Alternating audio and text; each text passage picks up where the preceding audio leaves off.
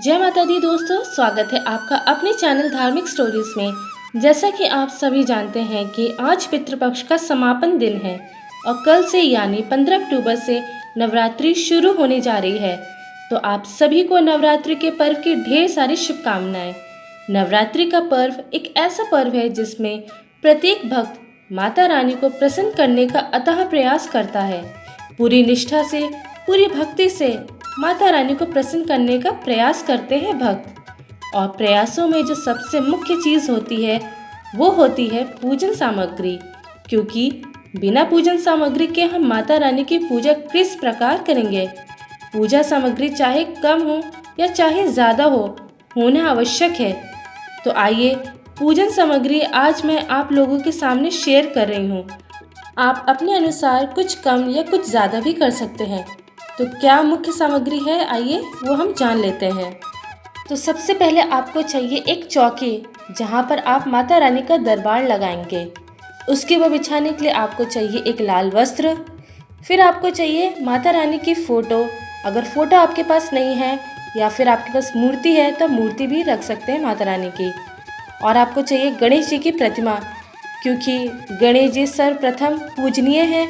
तो हर पूजा में सबसे पहले गणेश जी की पूजा होती है, इसलिए गणेश जी की प्रतिमा आपको रखनी चाहिए। अगर गणेश जी की प्रतिमा आपके पास नहीं है तो उसकी जगह आप सुपारी भी रख सकते हैं। और आपको चाहिए 2 लाल चुनरी। अब बात करते हैं कलश स्थापना के लिए क्या क्या सामग्री आपको चाहिए। तो सबसे पहले आपको चाहिए एक मिट्टी का पात्र और एक मिट्टी का कलश। कुछ साबुत चावल यानी कि अक्षत आपको चाहिए। गंगा जल आपके पास नहीं है तो आप शुद्ध जल भी ले सकते हैं। आपको चाहिए सिक्का, सुपारी, लौंग, इलायची, हल्दी की गांठ, पंचपल्लव। ये पंचपल्लव आम या अशोक के पत्ते भी हो सकते हैं और इनकी गिनती 5, 7 या 11 हो सकती है। ज्वारे आपको चाहिए और ज्वारे आपको किस में उगाने हैं वो भी जान लेते हैं।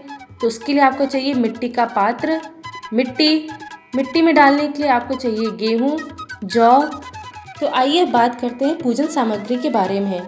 तो सबसे पहले आपको चाहिए रोली, चंदन, हल्दी, सिंदूर, 3 जनेऊ। ये 3 जनेऊ आपको चाहिए गणेश जी के लिए, एक नवग्रह के लिए और एक कलश पर स्थापित करने के लिए। सुपारी चाहिए आपको, इत्र चाहिए, मौली चाहिए। ये मौली आपका वस्त्र का भाव हो सकता है। 16 श्रृंगार का सामान चाहिए आपको। माता रानी को चढ़ाने के लिए पुष्प चाहिए। ये पुष्प लाल गुड़हल का हो सकता है, गुलाब का भी हो सकता है। और एक माला चाहिए आपको। नवग्रह चाहिए, नवग्रह में आपको चाहिए 9 सुपारी और अक्षत। तो चलिए बात कर लेते हैं कि भोग क्या चढ़ाना है आपको माता रानी को। तो भोग में आपको चाहिए बताशे, जिसमें साथ में आपको लौंग का जोड़ा भी चढ़ाना है। पंचमेवा चढ़ाना है, पंचमेवा में आपके सारे सूखे मेवे आते हैं। मिठाई आपको चढ़ानी है, आप मिठाई दिन के अनुसार चढ़ा सकते हैं। मिश्री है, गुड़ है, कोई भी मौसमी फल और एक जल का पात्र अवश्य रखिएगा माता रानी के पास। आपको माता रानी को पान का बीड़ा अवश्य चढ़ाना चाहिए। इसमें आपको लौंग का जोड़ा, सुपारी और इलायची ज़रूर रखना चाहिए। तो अब बात करते हैं जोत के बारे में कि जोत कैसे जलानी है।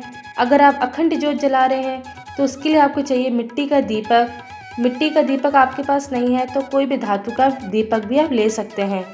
जोत जलाने के लिए आपको चाहिए गाय का घी और अखंड बाती बनाने के लिए आप लाल कलावा भी इस्तेमाल कर सकते हैं या फिर रुई भी इस्तेमाल कर सकते हैं।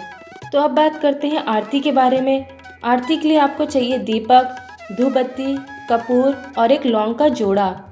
और साथ में धूनी के लिए चाहिए आपको कंडा, गूगल या लोभान का धूनी कर सकते हैं। और आपको डेली एक छोटा सा हवन माता रानी के समक्ष ज़रूर करना चाहिए। तो हवन करने के लिए आपको क्या चाहिए ये भी जान लेते हैं। हवन करने के लिए आपको चाहिए एक हवन कुंड और हवन सामग्री।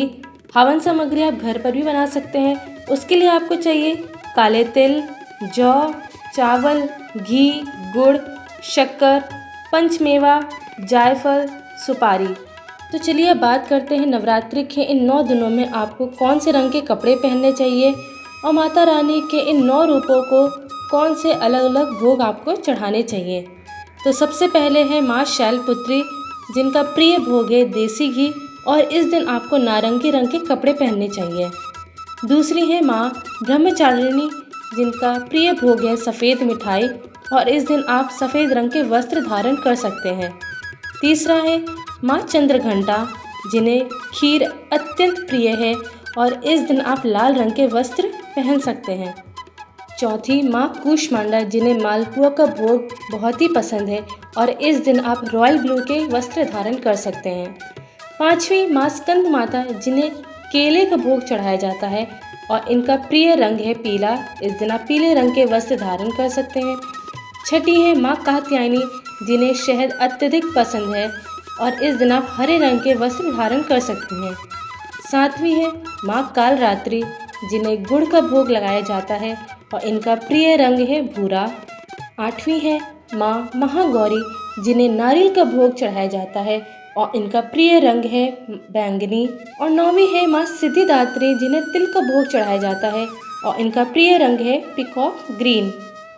तो दोस्तों, ये थी जानकारी इस नवरात्र की पूजन सामग्री के बारे में और माता रानी के 9 रूपों के 9 प्रिय भोग के बारे में और 9 प्रिय रंग के बारे में। आशा करती हूँ आपको ये वीडियो पसंद आई होगी।